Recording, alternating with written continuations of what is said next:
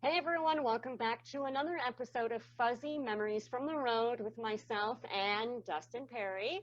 Hello, everybody. Thanks for joining us. And if we don't remember it, it's completely fine. Just sit back and enjoy it, whatever it is we're talking about today.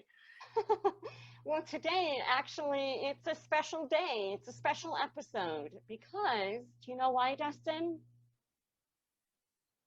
I have no idea, Brandy Green. You surprised me, love. We are beginning our season 2 of Ghost Hunters International episodes, and we have another cast shakeup. We lost Angela. Angela, her last episode was the Latvia episode, the season ender for season 1, and we gain Ashley to our team. That's right. Yeah, it was always kind of like a rotating door. It was it's a lot of factors at play. It wasn't anything, a problem with any of the people. Everyone kind of just left of their own accord at one time or another, and it was just one of those things. It was really rigorous. I think it was a comment to how difficult it was being on the road all the time. It kind of wore you down. Like we said before, a minimum of 4 to 6 weeks at a time, sometimes up to 8 to 10 weeks. So you'd be gone for at least a month and a half to 2 months. So people get homesick. People get tired of being on the road. People get tired of being in the cold. And then we come back home and we find new people to monkey around with us for a bit. Yeah, okay, so season 2 begins in Ireland. We went to Wicklow in Ireland, and we went to the Wicklow Gaol, or the Wicklow prison. I remember specifically, first and foremost, Ireland is gorgeous. Mm-hmm. Absolutely beautiful. One of my favorite places. But I remember this place specifically, our client was the sweetest lady I think I've ever met in my entire life. Ireland is one of those places, like you'd really be hard pressed to walk around and not find someone that is very kind and sweet. Like it's such a wonderful little fairy tale of a place. But yeah, the jail itself had such a wonderful place, a wonderful client. Everyone was very friendly, but an amazing case too, I think. Yeah, this is another one that I do remember. It was deemed haunted, and our client, and it makes me sad that I can't remember her name. But she had a number. It's not in the old case file? No, I couldn't find it. Oh yeah, really? Speaking of, this is the ugly blue folder. Look at it. Shame. Oh, it just, no. Anyway, she had a lot of personal experiences there, and her biggest thing was like, please tell me I'm not crazy. Right. Like, I need you guys to show me that what I'm experiencing isn't just in my head. And she was very emotional. This was very personal to her. And I think we talked about before, a lot of times our clients, just have maybe an interest in the history, or they're someone, a local historian or a docent or someone, that knows the location. Very few times, I think, we came across individuals that truly were invested on a personal level. And I know it happened at Clark Air Base in the Philippines. Mm-hmm. And this is another one that stands out to me because this wasn't an act. Like what you saw, this lady was truly emotional about this location. Right. Yeah. I remember the place had a rich history. It was in the 1400s, I think, was built originally. So originally it was built in the early 1700s. Oh, okay. 17. And I do remember it being pointed out that during the Great Famine, mm-hmm.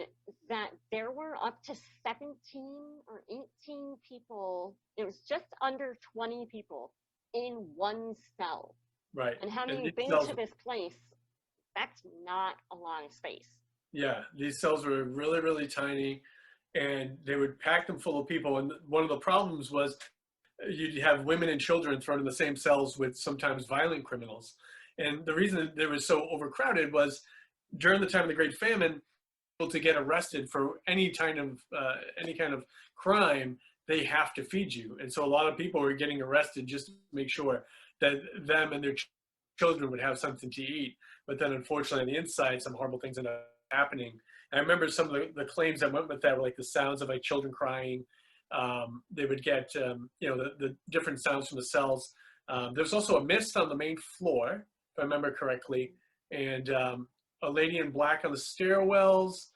And then there was the story of the one cell that had a gentleman that passed away there, but he turned his life around and he became very religious. And they said at the time of his passing, his cell was bathed in like a purple light, and there was a nice smell of flowers and everything.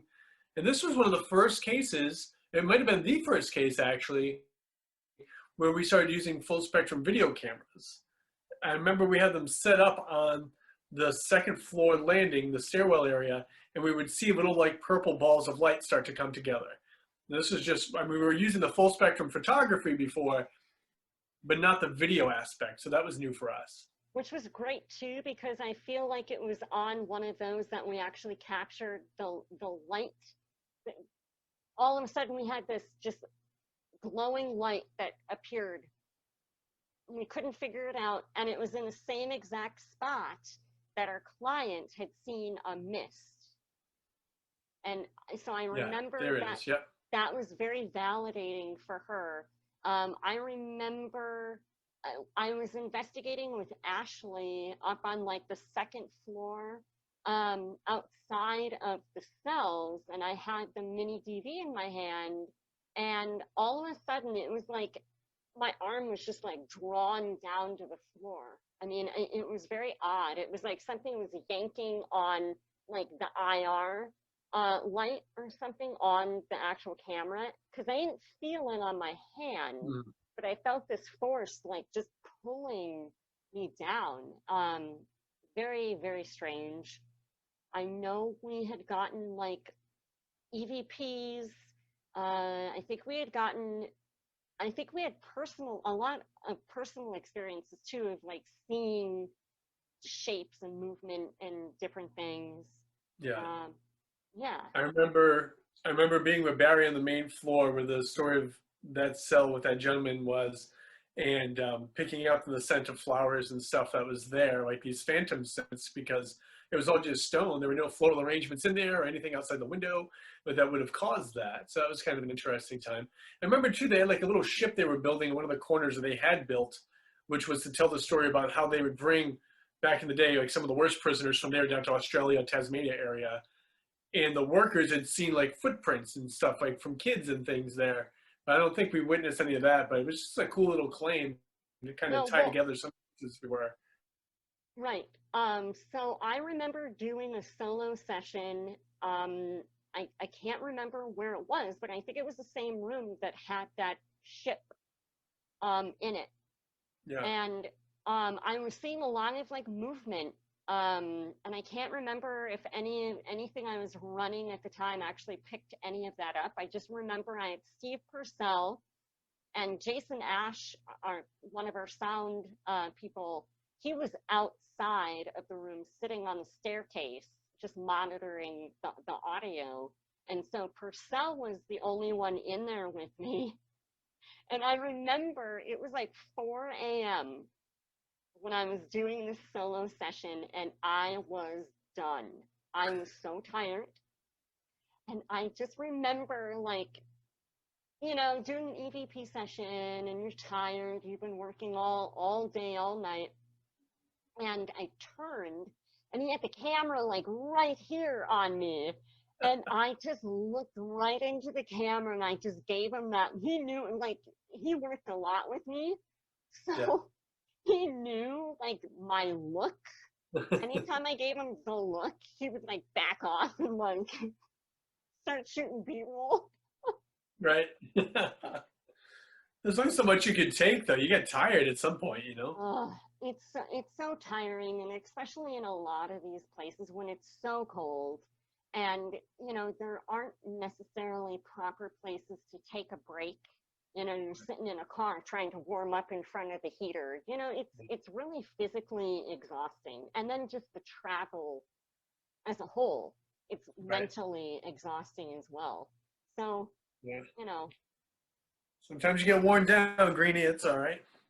yeah, yeah, for sure. But so we brought forth a number of pieces to our client, and she was super grateful. She was so excited. She started crying on camera. Like she was a mess, but like a good mess. Like those are the kind of reactions that you want to get, where it actually means something to them, and it's not just like, I'm going to be on TV. Right.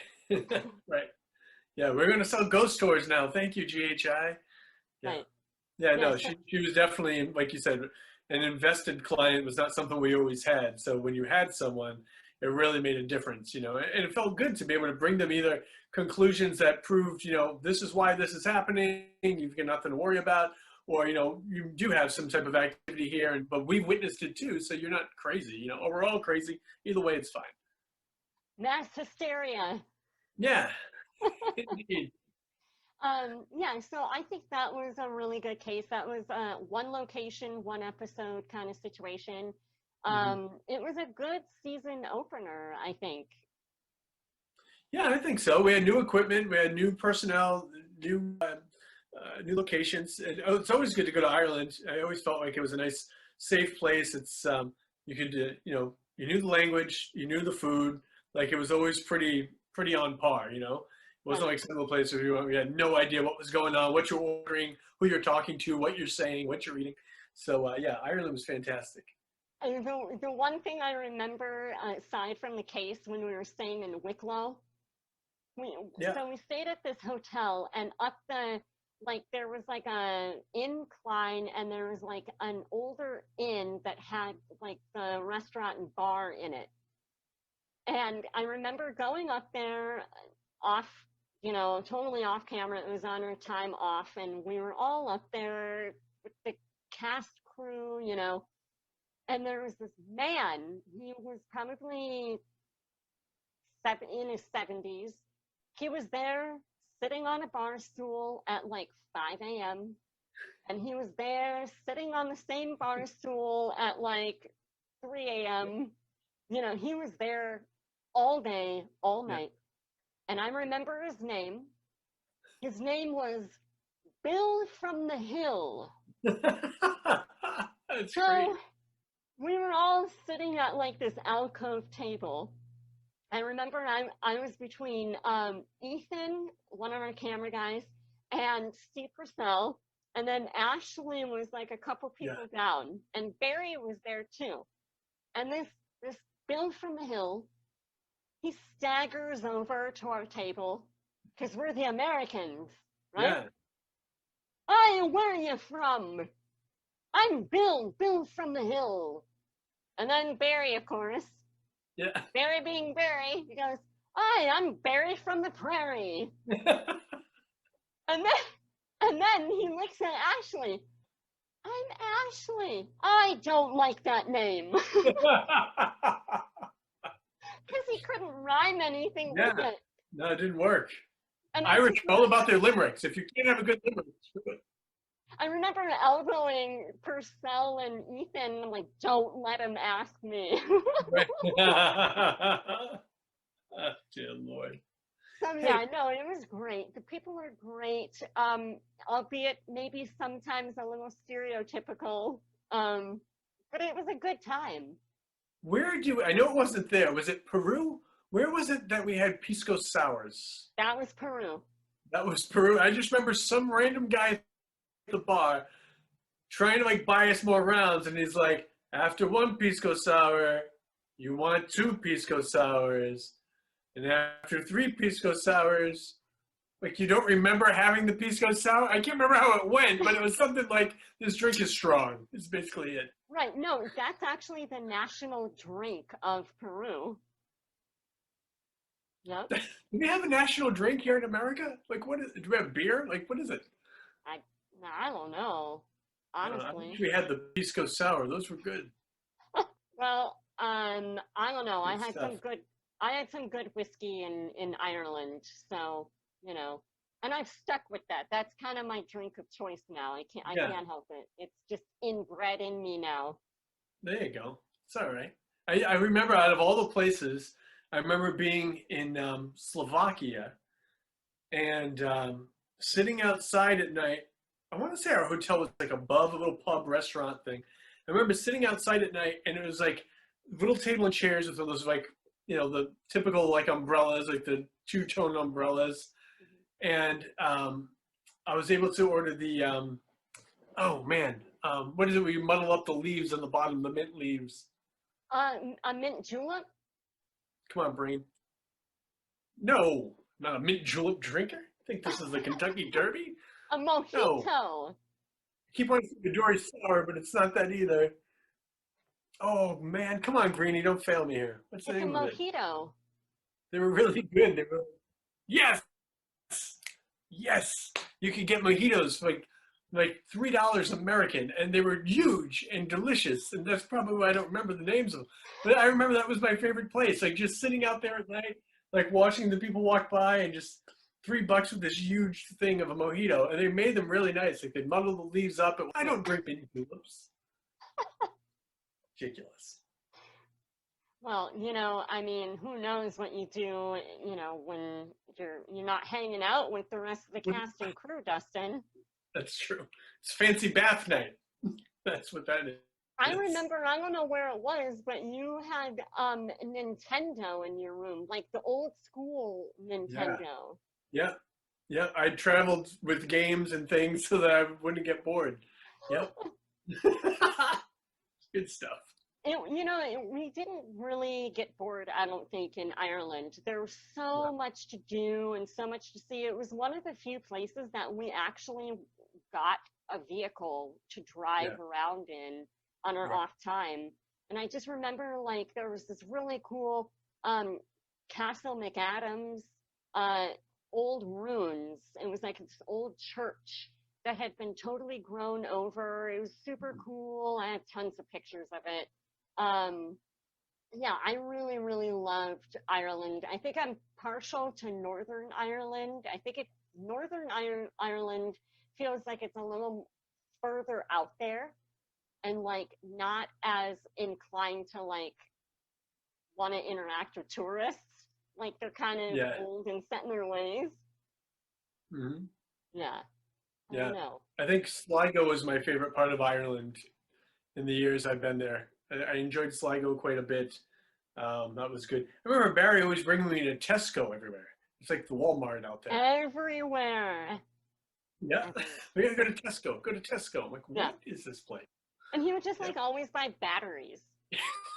I was just gonna say that. It's like we could never like they sent batteries from LA, bricks of them, but yet Barry with his batteries from Tesco. Like there's always something going on. Remember we used to have the vest? Because it was always so cold, he had that heated vest with the battery pack.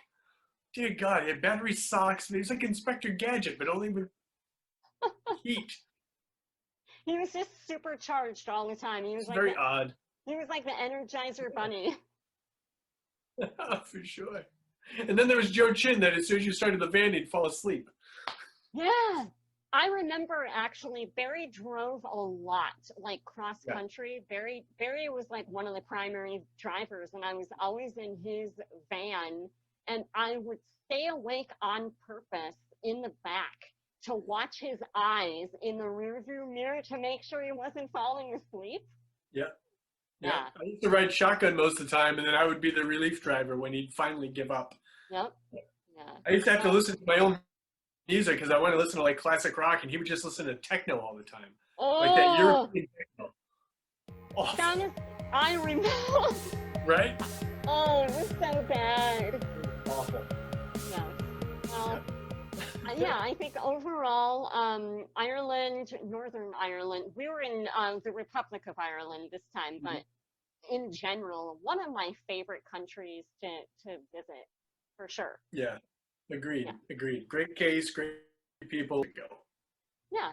So I think that concludes the first episode of season 2 with the cast change of the addition of Ashley to our team. And I think it went well from what I remember, besides all of the evidence we brought forth. Yeah, it's a good place all around, indeed. Good episode, good case. Find us on Peacock TV and Fandango, and I don't know, stare at the sun long enough, and we magically appear. All right, bye guys.